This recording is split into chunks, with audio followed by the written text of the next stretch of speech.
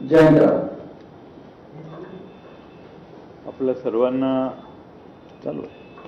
सर्वांना माहिती आहे की राज्य निवडणूक आयोग आणि केंद्रीय निवडणूक आयोगाचे सीओ यांच्याशी आमच्या चर्चा झाल्या आणि या चर्चा सर्व पक्षीयांनी मिळून एकत्रित केल्या.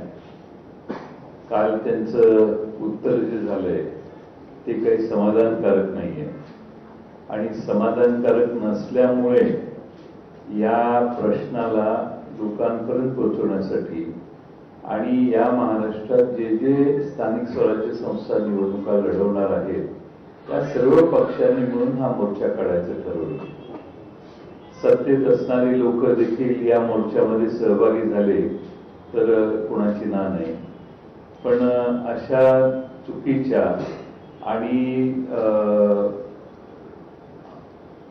म्हणजे चोरीच्या वाटेने मतदार घुसडलेल्या मतदार यादीचा ज्यांना फायदा होतो ते कदाचित आमच्या मोर्चामध्ये येणार नाही, पण ज्यांना या सगळ्या चुकीच्या प्रकाराबद्दल चीड आहे, राग आहे आणि लोकशाहीला धक्का पोहोचवण्याचं काम ज्यांच्याकडून होते त्यांच्या विरोधात हा आमचा मोर्चा आहे.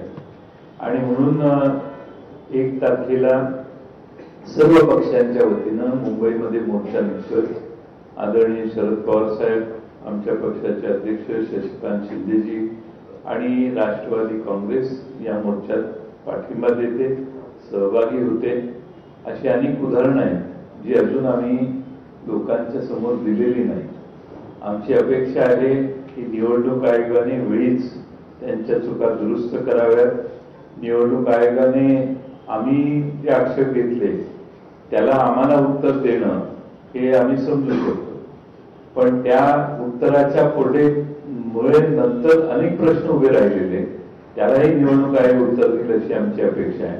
पण यापेक्षा डुप्लिकेशन ऑफ वोट्स हे काढण्यासाठी निवडणूक आयोग काय कार्यक्रम हातात घेणार आणि जे पत्ते चुकलेले आहेत, ज्यांची वय चुकलेले आहेत, ज्या पद्धतीने त्यांनी एक्सप्लेनेशन दिलं, त्यांचं म्हणणं आहे की ऑक्टोबर 24च्या या मतदार याद्या होत्या, मग तुम्ही ही प्रक्रिया कधी राबवली हे तरी जाहीर करा, त्याची प्रोसिजर जाहीर करा.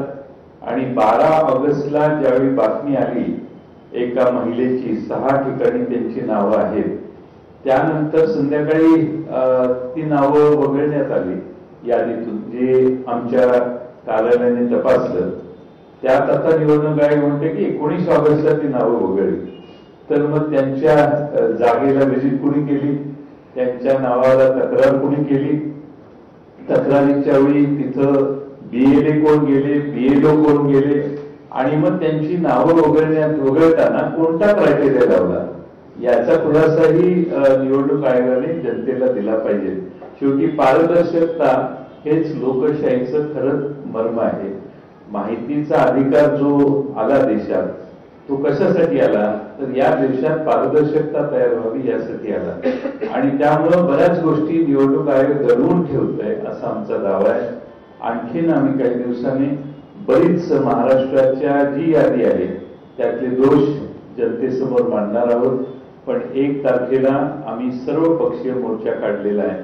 महाराष्ट्रात ज्यांना लोकशाहीच्या बद्दल आस्था आहे, लोकशाही टिकवण्यासाठी निवडणुकीच्या मतदार याद्या हा खरं म्हणजे त्याचा पाया आहे आणि त्या पायाला भक्कम करण्यासाठी सर्वांनीच या मोर्चात सहभागी व्हावं असं आम्ही आवाहन करतो. आणि आपल्या राष्ट्रवादी काँग्रेस शरदचंद्र पवार पक्षाचा या मोर्चात सहभाग असेल, पाठिंबा असेल. धन्यवाद जयंतराव.